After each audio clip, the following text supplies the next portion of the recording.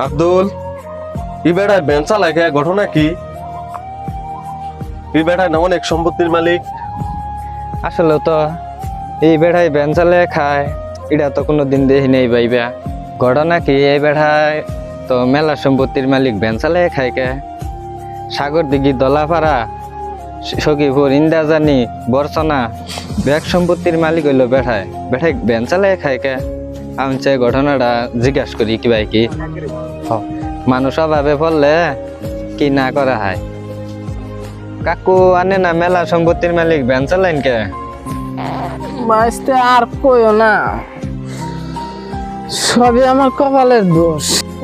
আর কইও না বাবা, বিমানের পাইলট হয়েছিলাম বাবা। বিমানের পাইলট হইয়া সব শেষ, সব জমি বেচা সব কিছু চুরমার করে দিছি বাবা। আর কইও না। বিমানের পাইলট হয়েছিলেন? ওই যে জুয়া খেলায় যে ওই বিমানের পাইলট?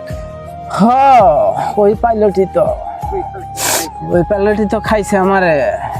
এত কিনা সম্পত্তির মালিক আছিলাম, এত কিনা সম্পত্তির মালিক থাকা কালীন সব জায়গা জমি বেচা, মান সম্মান সব, মান সম্মানের দিকে চাইলে তার হবো না, সব বাদ দিয়া হনি যে ব্যান চালাই খাই। কি করবো, জোয়াই আমারে নিঃস্ব করে দিছে। কি করবো আর, দুঃখের কপাল, কইলে তার হবো না।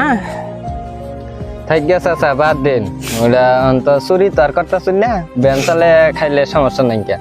মান ইজ্জত ওটা যাবো না, এটা আরো বাড়বো। চুরি করলে মান ইজ্জত যাবো। হ্যাঁ, চুরিটাই করি নাই, শেষে ব্যাগ বাদ দা, এত সম্পত্তির মালিক আছিলাম। বললাম না, চুরি করলে মানুষের মান সম্মান যাবো, মানুষের অনেক কিছু করবো। আরো খেলবেন? আস্তে আস্তে বাদ দিয়ে দেবো ভাই, আমি আর এই জগতে থাকবো না। আমার অবস্থা দেখতেছেন না, আমি পাগলের মতন হয়ে গেছি। আমার কিছু বাড়ির কোনো কথাই মনে নাই আমার।